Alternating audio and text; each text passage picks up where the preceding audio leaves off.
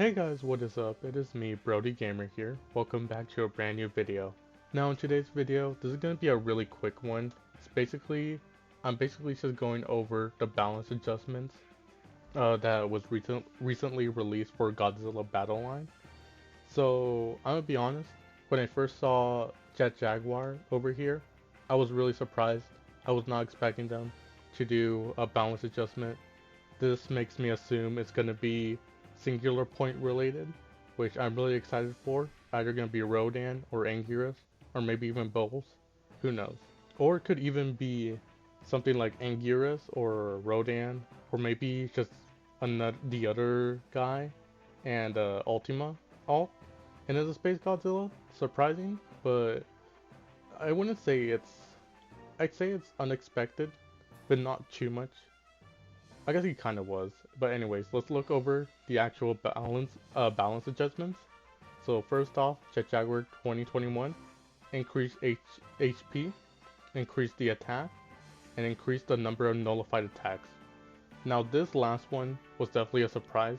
As you may know, he can nullify 2 attacks, so basically infinite damage. And then after that, he starts taking damage like normal.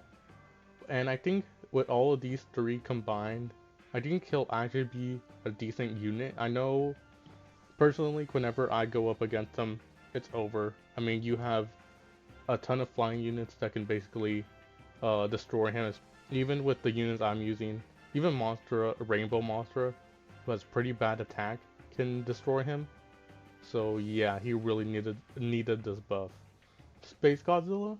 Now, he is getting increased HP, and he's also getting increased crystal generation, which this one was really surprising.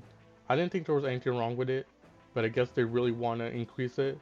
Usually with these buffs, by the way, yeah, they've been doing buffs lately because why would you nerf units? I mean, imagine if you nerfed Jet Jaguar. I mean, come on, that would just mess things up. Maybe like Kong deserves a nerf, but I don't think anyone does. But Space Godzilla, I guess they really want him to be like a crystal unit because I mean it's all already shoots out literal flying crystals. So I guess they felt the need to increase his generation, which I mean that's good in my opinion. I mean I like him.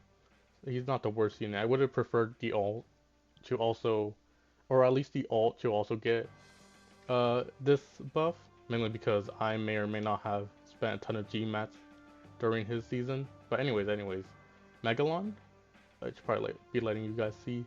Megalon increased his attack, also strengthened the attack power reduction effect that he has. So this buff, I think it's good. Any buff is good since they're not doing nerfs. So any buff to a unit is really good. I think increased attack will help. I think the strengthening of it, of his effect, I think that could help, but I don't think it's gonna exactly make him meta. But last but not least, we have the airbase. So for the airbase, they've lowered the cost, increased the facility operating time, and increased the unit generation speed. So I'm gonna talk about the actual airbase first. Lowering the cost, really good change. Increasing facility operating time, once again, really good. And then increased unit generation, also really good. All three of these are really good buffs. I I'm usually when they do lowering costs, like we've seen with the what was it? It's the kids. The kids. It's just one.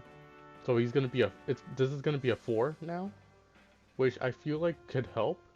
But I don't think it's gonna be meta at all. I think it's gonna be exactly like Megalon. It's gonna be really good, which is a massive buff for it because as you may know, basically one of the worst units or one of the worst facilities in the game.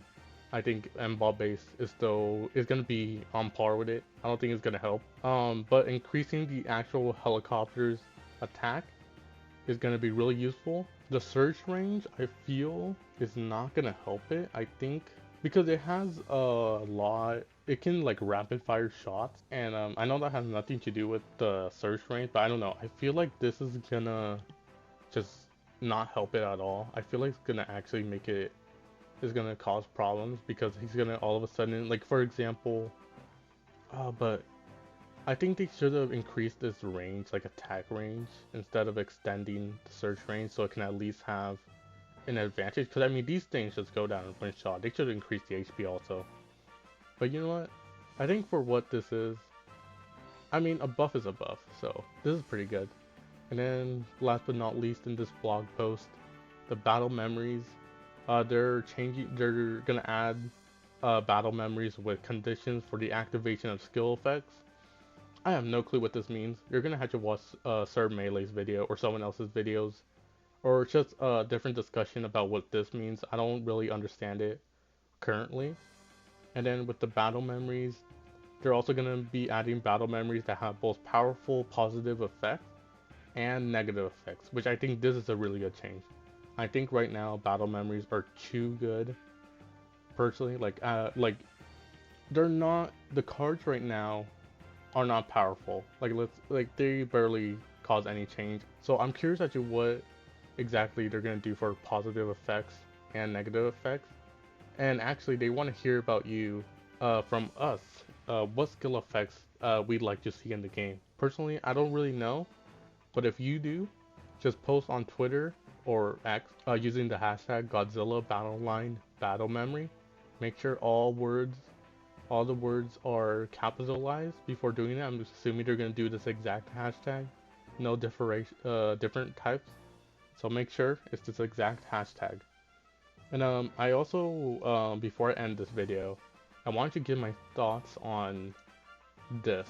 As you may know, they're changing the G tokens from being just free, or like just being an all-in-one use, to being free and paid use. Now this is definitely not a good change, in my opinion. I mean, I don't think it's gonna be horrible. Actually, I think it's gonna be pretty bad because, especially if you're free to play. Because the thing is that they could make the paid ones, because we don't know yet how this is gonna work out.